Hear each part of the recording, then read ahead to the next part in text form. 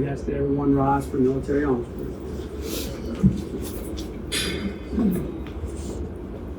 Honor guard! Each foot forward, hard. Right, hey. Aim, hop. Aim, hop. Aim, hop. Left, hey. Breathe in, hard.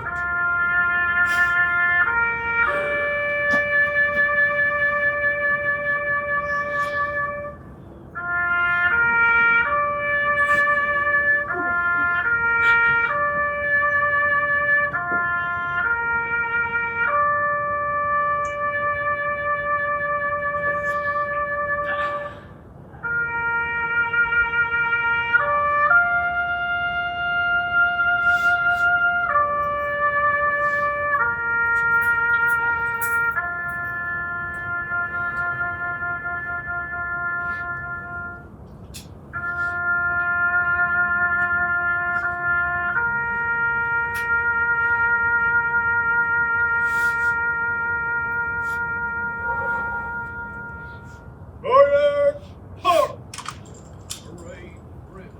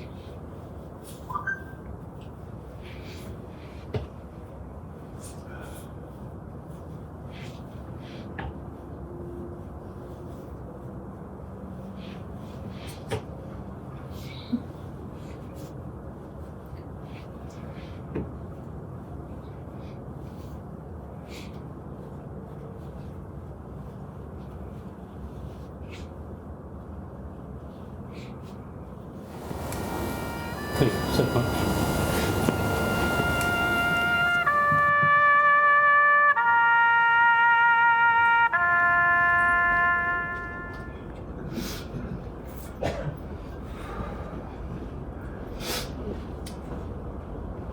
Hi everybody, I'm Kyle Holden, Mike Holden's son.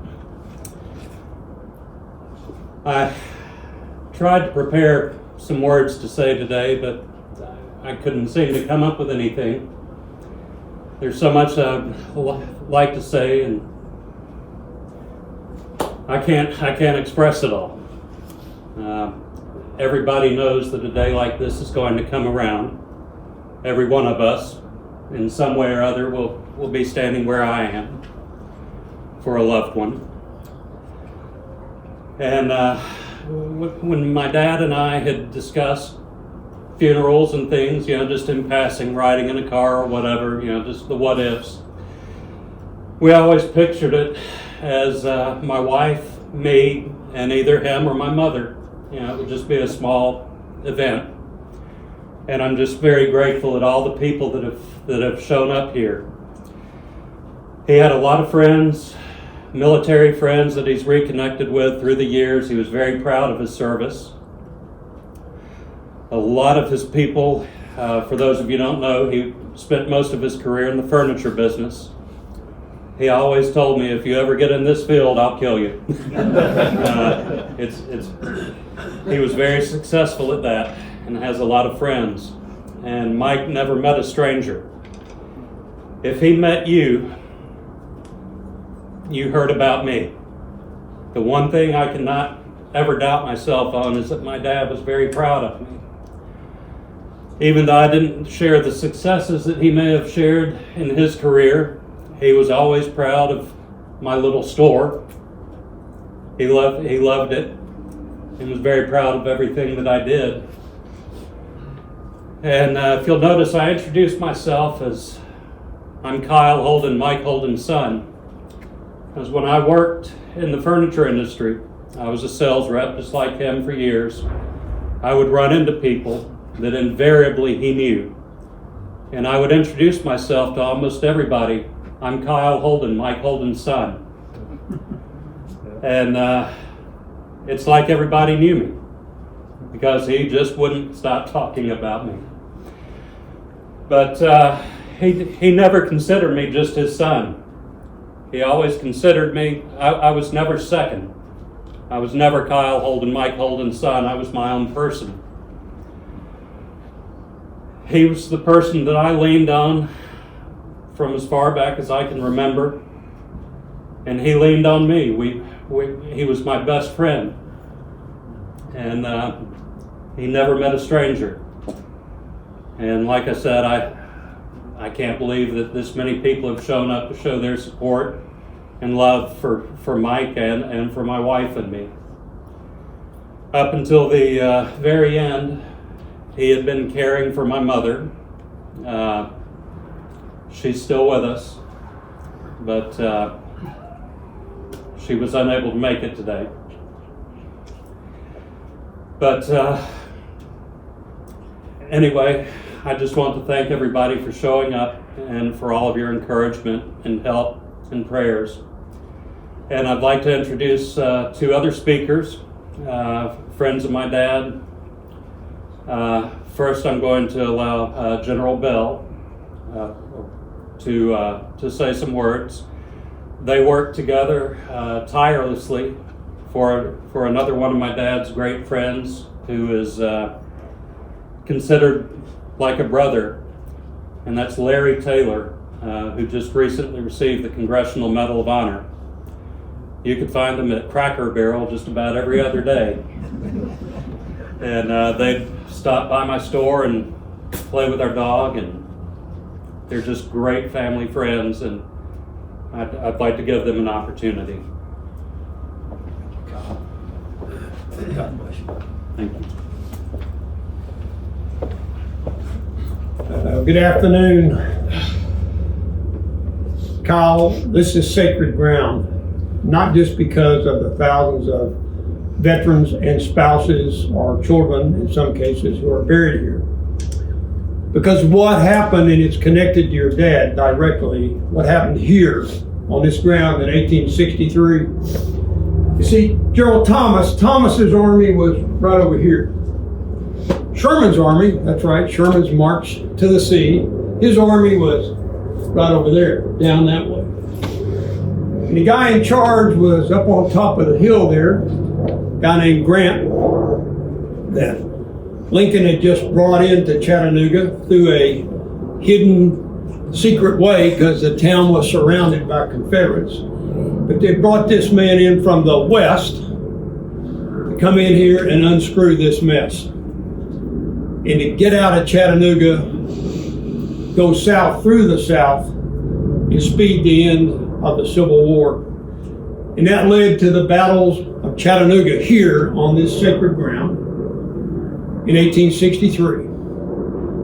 What many people don't know was that Mike's regiment, the 16th Infantry Regiment's lineage, is traced back to this fight with General Thomas, as they all headed from Missionary Ridge to take that ridge and set conditions to go to Atlanta and then Savannah and end the war, which they did.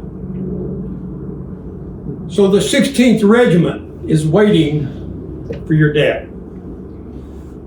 It was waiting for your dad in Vietnam, 1968, where he fought as a staff sergeant in rank, but as a platoon sergeant in fact. And all you Army dudes out there, you know that the job of platoon sergeant is the most sacred non-commissioned officer job in America's Army, for certain, and perhaps our military. It's at that level where a non-commissioned officer leads the formation called the platoon in combat, which your dad did on a regular basis as a staff sergeant, one rank below what the Army thinks is necessary, but they knew in your dad's case that that would be just plenty. So we bring Mike home today to his regiment to live here in eternity with his buddies from the 16th and his buddies from Vietnam, some in the 16th and some in other Big Red 1, 1st Infantry Division outfits. Big Red 1, where are you? I know you are, Larry. God bless you. All right. So it's here that it's right and proper, Kyle, where your dad will spend eternity with his fellow Army buddies. From 1863, when 12,000 of them were found dead in and around this area, and were interred here by General Thomas to start this cemetery soon after the breakout from Chattanooga. So this is sacred ground. And believe me, sir, it's even more sacred now that your dad's remains will join the 16th Regiment here on this place in America that we all call home now. I wish you, sir, God's grace. When you say that you were not your dad's equal, I would challenge you on that. I know better. And I will say this: if every soldier who goes to combat, like this great soldier did, performs half as well as he did in the face of the enemy, America will never, ever put itself at risk again. The ultimate soldier, the ultimate father, the ultimate businessman, and now the ultimate buddy with his buddies for eternity. May God bless this man, and may God bless his memory with the 16th Regiment in Vietnam, and in 1863, as those men charged that hill over there. 12,000 of them are here in his cemetery. Thank you very much.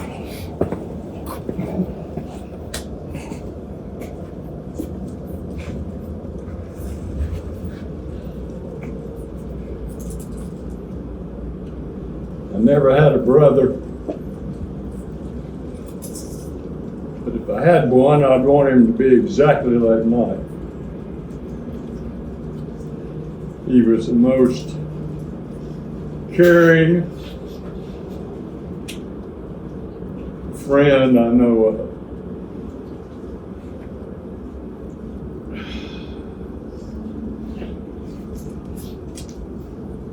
I think he spent most of his time keeping me out of trouble.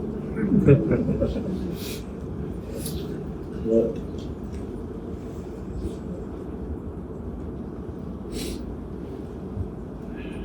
I'm sorry that he's gone. There's not another one like him.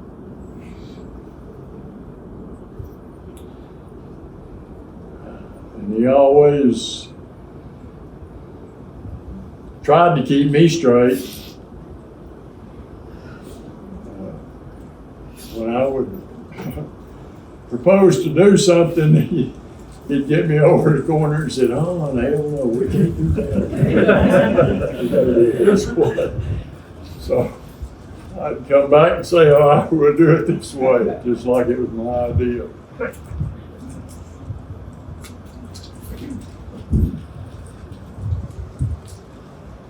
There was almost like being stabbed in the heart when he died.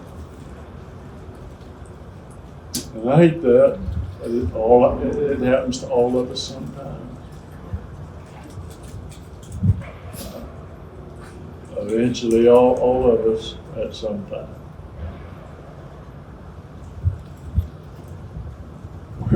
We're either at war or they're having a military cemetery open or somewhere.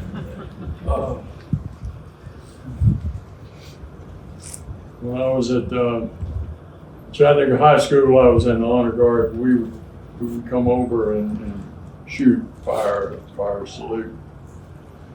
And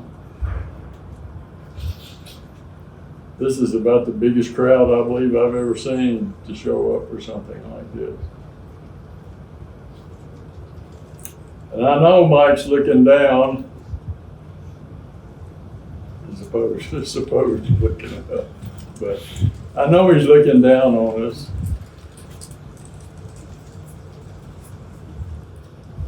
And I know will always remain in the hearts of all of us.